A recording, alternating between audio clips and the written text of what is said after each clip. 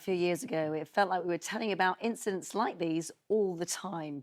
Disruptions up and down the country undertaken by climate activists. Well, it's something the government and the law chose to crack down on, sentencing those that were protesting to time behind bars.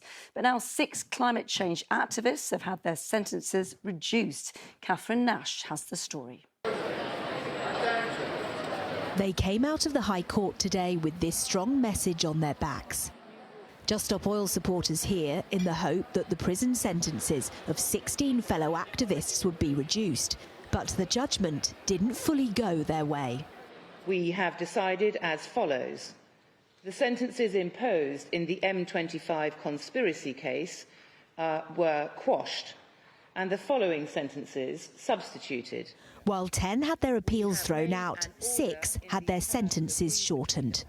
The majority of those were responsible for planning this on the UK's busiest motorway, the M25, where protesters climbed onto gantries in the name of climate change, bringing the motorway to a standstill for hours.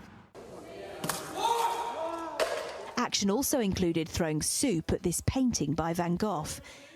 But despite protests being peaceful, for some it was just too much, fed up of getting caught up in the chaos they caused. The campaign group say the protesters were unfairly treated by the courts and their sentences far too long. I can't say I was really surprised. I am obviously disappointed that so many people did not get any sentencing reduction and so many really brave people are still in prison. But just think about this. Compare their peaceful action to this violent protest in Southport last year.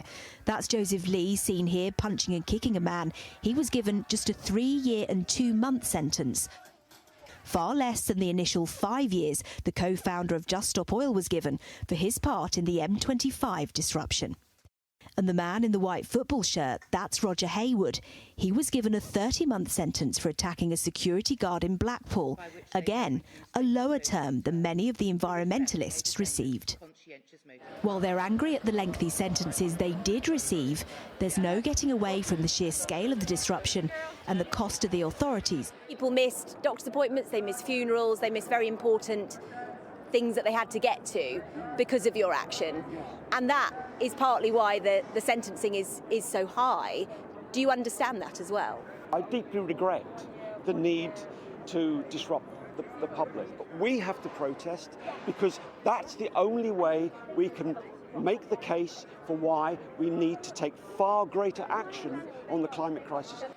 Activists say that despite their disappointment today, it won't stop them from protesting. Their climate message far too important to give up. Catherine Nash, 5 News. What do you make of that? Maybe you've been caught up in one of those protests. Maybe you took part in one. We want to hear from you. What do you think about those sentences? Are they too long? Are they too short? WhatsApp us on the 5 phone. 07555 500 501 is the number. And just to say, I'll be speaking to a climate activist and a former police officer a little bit later. And we will, of course, put your points to them. That's all coming up after 5:30.